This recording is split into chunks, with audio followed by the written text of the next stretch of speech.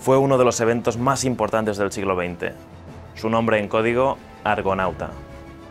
Fue la conferencia que sentó las bases para el final de la Segunda Guerra Mundial y marcó el destino del mundo en los siguientes 50 años. Y dejó una de las fotos más famosas de la historia. Esta.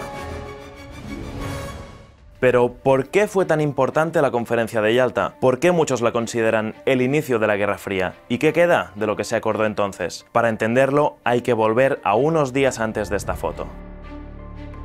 Cuando la cumbre empezó, el 4 de febrero de 1945, la victoria de los aliados, o sea, la coalición de países que se enfrentó a la Alemania nazi, a la Italia fascista y al Imperio japonés, se veía muy próxima. El desembarco de Normandía, en junio del 44, había permitido la liberación en pocos meses de Francia, Holanda y Bélgica.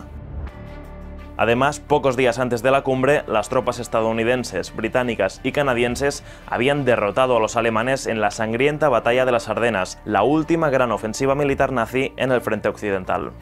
Mientras, en el frente oriental, la URSS había lanzado un enorme ataque contra las tropas alemanas. La Armada Roja ya había ocupado amplias zonas de Europa del Este y se encontraba a pocos kilómetros de Berlín.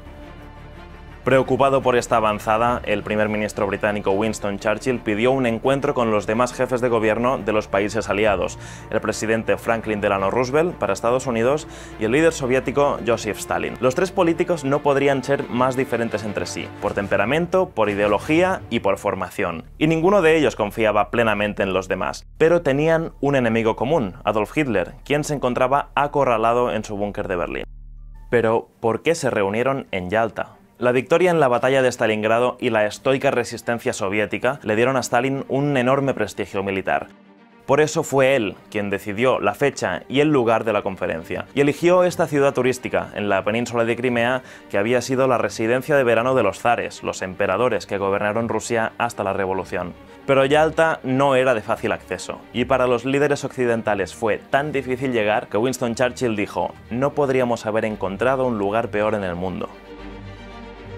El 4 de febrero, cuando los tres se sentaron en la mesa de negociación, tenían objetivos muy distintos. Churchill quería mantener el imperio y el prestigio global de Gran Bretaña. Roosevelt, en cambio, quería garantizar la paz mundial después de la guerra con la creación de una organización política internacional. Además, buscaba un papel relevante para Estados Unidos en la economía global. Y finalmente, para Stalin, el objetivo principal era proteger a la Unión Soviética de las invasiones militares. Rusia había sido invadida 3 veces desde el oeste entre 1914 y 1941, y por eso el líder soviético quería una zona de países comunistas en Europa del Este.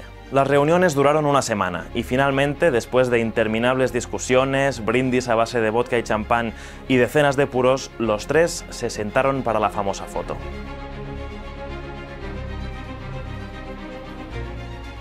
¿Y qué se decidió en esta conferencia? Pues prácticamente cómo sería el mundo después de la guerra. Entre las decisiones más destacadas estaba el desmembramiento y la desmilitarización de Alemania, además de definir cuánto le debía Alemania a los aliados como reparación económica, 22.000 millones de dólares. También qué gobiernos apoyarían en Polonia, Rumanía, Bulgaria y Yugoslavia, países que en los años siguientes acabaron en la esfera de influencia comunista. También se sentaron las bases para la creación de una institución que sigue vigente aún hoy en día, las Naciones Unidas. La idea ya había sido presentada por Roosevelt en otras ocasiones, pero durante Yalta se decidió cómo funcionaría el Consejo de Seguridad, el organismo que tiene la responsabilidad de mantener la paz y la seguridad internacionales. ¿Y qué pasó después de esa foto? Bueno, los 700 diplomáticos desplazados, que eran prácticamente todos hombres, abandonaron la ciudad soviética el 11 de febrero de 1945. 2 meses después, el presidente Roosevelt, que padecía poliomielitis, murió sin poder ver el fin de la guerra. Churchill perdió las elecciones británicas en julio y no volvería al gobierno hasta el 51, mientras que Stalin se mantuvo al frente de la URSS hasta su muerte, en 1953. ¿Y qué consecuencias tuvieron las decisiones que se tomaron allí? Para algunos analistas, la conferencia de Yalta fue el único momento en que Occidente y Oriente se pusieron de acuerdo para un futuro de paz. Para otros, en cambio, significó la partición del mundo en zonas de influencias y el principio de la Guerra Fría, el Occidente capitalista enfrentado a la URSS y al Este comunista.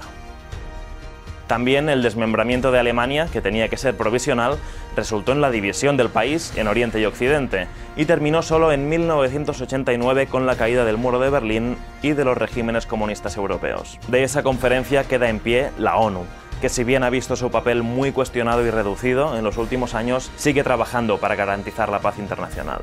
Se dice que el ambiente durante los días de conferencia era distendido y hasta familiar, quizás gracias al vodka y a los 500 puros que trajo la delegación británica.